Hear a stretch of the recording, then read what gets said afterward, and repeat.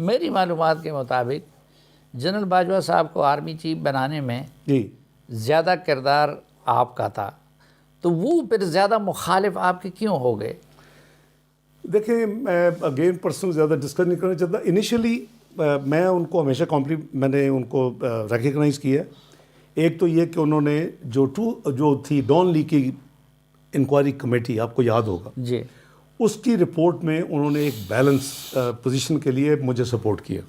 جو draft report تھی اس میں ایجنسیز کے 2 بریگیڈیئر صاحبان تھے اور 4 سول سرونٹس تھے لائک JIT پناما، اور انہوں نے آفیشیل سیکرٹ ایکٹ کے تحت اس میں ایکشنز لینے کے لیے ریکمینڈ کیا ہوا تھا. نو this was unfair. Mian Nawaz Sharif نے کیٹیگوری کہہ دیا کہ میں نے پرویز رشید صاحب سے ریزائن لے لیا، طارق فاطمی سے ہم لے لیں گے جو آئیڈینٹیفائی ہوئے ہیں، ہم راؤ تحسین کو OSD بنا دیں گے، وہ پروموٹ بھی نہیں ہو سکے گا، آخری لیگ پہ ہے. ہم سرل المائڈا کی APNS کو رپورٹ کریں گے، ان کو تو ہم ایز گورنمنٹ نہیں ایکشن لیں، اس سے آگے ہم نہیں جائیں گے. تو وہ میں نے ان کو کنونس کیا اور انہوں نے کوآپریٹ کیا. میں ان کو ہمیشہ کریڈٹ دیتا ہوں اس چیز کا. دوسرا، جب ڈان لیک کے حوالے سے جب پرائم منسٹر آفس کی ایک نوٹیفیکیشن آئی، آپ کو یاد ہوگا، تو اس کی ایک ٹویٹ پھر ریجیکٹڈ والی ٹویٹ، وہ بھی میں نے ان کے ساتھ نیگوشیٹ کر کے ان کو کنونس کر کے کہ یہ آپ کے لوگوں نے اچھا نہیں کیا. اس کی وجہ یہ ہے کہ یہ پرائم منسٹر کا آفس ریڈیکیول ہو گیا اور میاں نواز شریف چند دنوں میں چائنا جانے والے تھے. تو وہ بھی again credit goes to general Bajwa that he overruled ان کے اپنے 1-2 ساتھیوں کو، اور انہوں نے اس کو وڈرا کیا.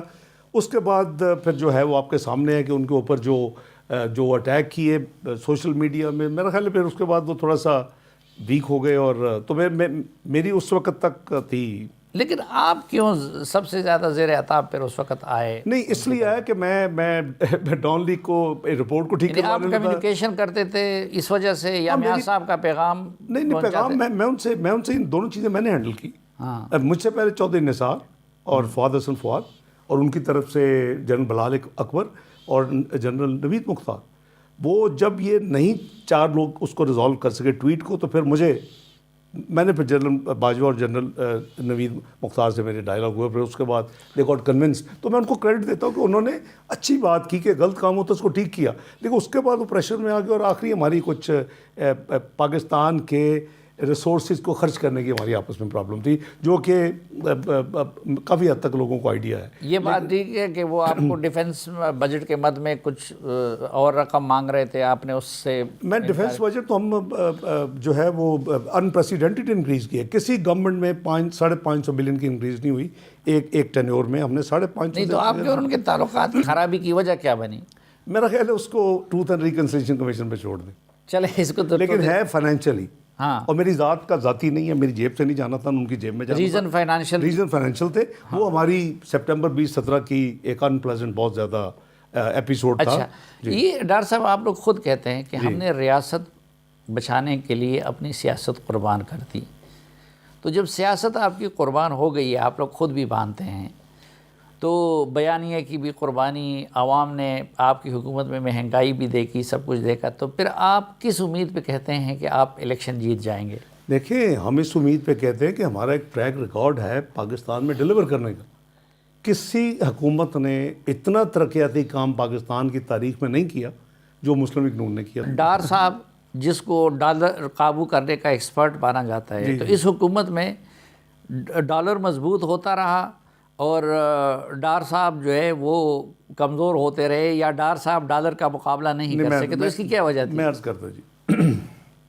دیکھیں، جب میں جہاز پہ بیٹھا تو 5-6 روپے خود ہی مارکیٹس نے خود ہی ڈسپلن کیا، جو آپ بات کر رہے ہیں. یہ میں اس وقت جو ایک ہمارا ہوتا ہے ریئل افیکٹو ایکسچینج ریٹ، وہ ایک سائنٹیفک طریقہ ہے کیلکولیٹ کرنے کا کہ آپ کا ریٹ کہاں ہونا چاہیے. اس میں سم ہاؤ ہمارے کچھ اپنے لوگ جو ہے نا، وہ اتنا زیادہ انٹرنیشنل اداروں کو ڈراتے ہیں کہ بھی یہ ایک بندہ ہے جو کہ اس کو زبردستی ٹھیک کرتا ہے جو بھی ہے، اور وہ بڑے اس سے سینسیٹیو ہیں کہ جی آپ مارکیٹ پہ چھوڑ دیں. اب خود تو وہ مارکیٹ پہ نہیں چھوڑتے، اس کا ایک بینڈ ہے.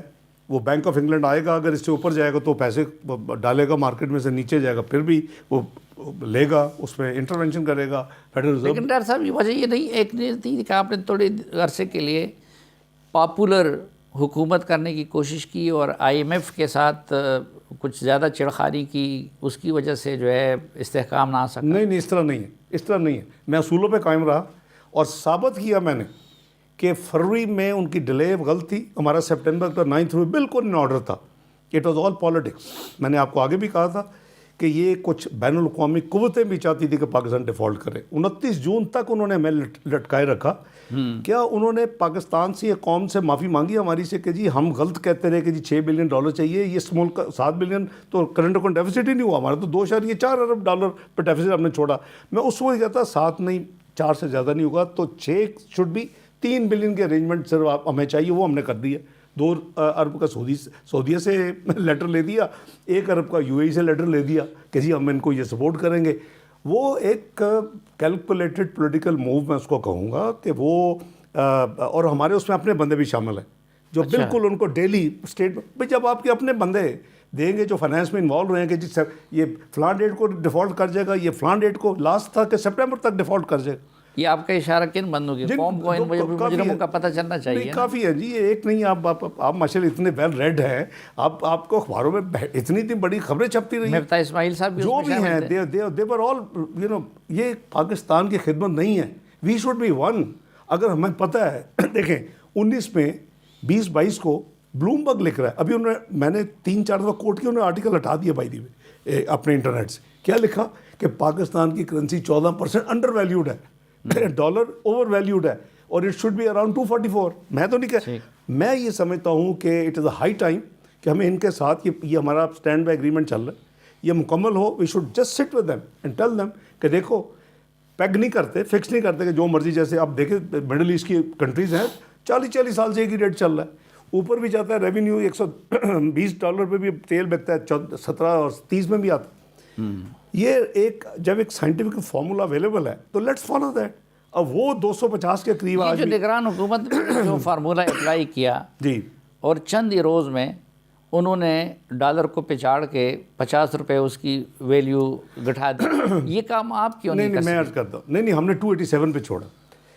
وہ نگران حکومت میں انفارچونیٹلی ماضی کو دیکھتے ہوئے انہوں نے ایک اسپیکولیٹرز اگین انہوں نے ایک اٹیمپٹ کی. وہ انٹر بینک میں 306 پہ لے گئے اور اوپن مارکیٹ میں 325 پہ چلا گیا. اور میں سمجھتا ہوں کہ ڈائریکٹلی اور انڈائریکٹلی وہی کیا گیا ایک انٹرونشن کہہ لیں یا ایک چیک اینڈ بیلنس کہ آپ نے اسمگلنگ کے لیے ایک بہت بڑی آپریشن کیا.